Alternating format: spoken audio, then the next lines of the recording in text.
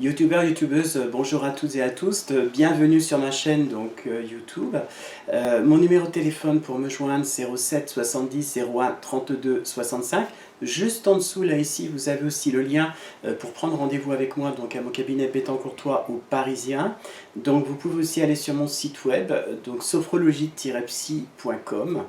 Voilà. Alors aujourd'hui je voudrais aborder un sujet relativement intéressant, une question qui m'a été posée en fait par une youtubeuse qui me demandait en fait pourquoi est-ce que l'on arrive que très difficilement à diagnostiquer le manipulateur pervers narcissique et en plus uniquement au travers la victime. Alors je vais essayer de répondre un petit peu à cette question en vous expliquant que le manipulateur pervers narcissique a un mode de fonctionnement qui n'est pas du tout le mode de fonctionnement d'une personne lambda. Il est atteint d'une pathologie et en même temps, l'idée pour lui,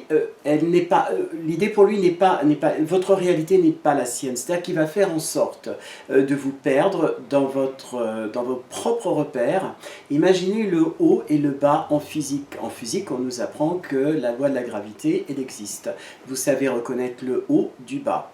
Le manipulateur pervers narcissique, lui, au contraire, va vous pousser à ne plus avoir de repères. Par amour, la plupart du temps, les victimes vont accepter de perdre leurs repères pour rentrer dans le jeu du MPN. À la seule différence près, c'est que ce n'est pas le MPN qui va perdre sa propre réalité parce que la sienne n'a aucun sens, elle est toujours liée à sa pathologie, mais il va forcer la victime en l'amenant tout doucement en fait à faire cette rencontre avec l'absurde. Et quand je parle d'absurde, je pèse mes mots. En général, les dégâts qui sont occasionnés après sont des dégâts relativement importants puisque la perte de repères n'a pas donné la possibilité finalement de défense parce que quand on est amoureux, c'est généralement ce qui se passe, et bien avec le MPN, l'amour n'a absolument aucune espèce de valeur, il n'aime pas, il n'en est pas capable. Donc il vous aura simplement emmené à l'intérieur de sa folie et il vous aura fait tourner en fait en rond.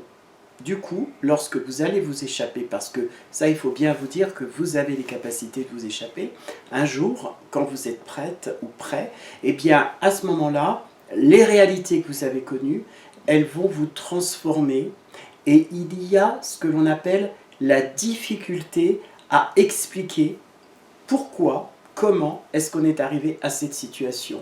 Moi j'aurais tendance à dire n'expliquez rien. Sinon avec un thérapeute en qui vous avez toute confiance, qui connaît la problématique du MPN et qui en plus peut par son ouverture vous permettre de pouvoir accueillir toutes ces informations. Au jour d'aujourd'hui, les patients victimes n'osent pas parler ou bien n'osent pas se défendre par crainte du ridicule parce que très souvent, la vapeur est inversée dans ces relations toxiques et du coup, les gens pensent que c'est vous qui êtes responsable de ce qui est arrivé et pas le contraire. Un bon conseil, tenez bon.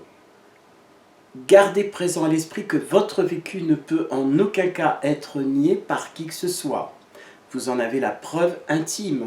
Tout votre parcours démontre que vous êtes rentré simplement dans un système qui vous a échappé et que vous êtes en ce moment, au jour d'aujourd'hui, dans l'état auquel le manipulateur voulait vous amener. Donc, essayez simplement de garder présent à l'esprit que tout le travail que vous allez faire à partir du moment où vous en avez pris conscience, que vous avez réussi avec une aide ou pas à sortir de cette relation, eh bien il va falloir revoir le monde exactement tel qu'il est, comme une sorte de nouveauté. C'est-à-dire que on se réveille d'un très long sommeil. Voilà.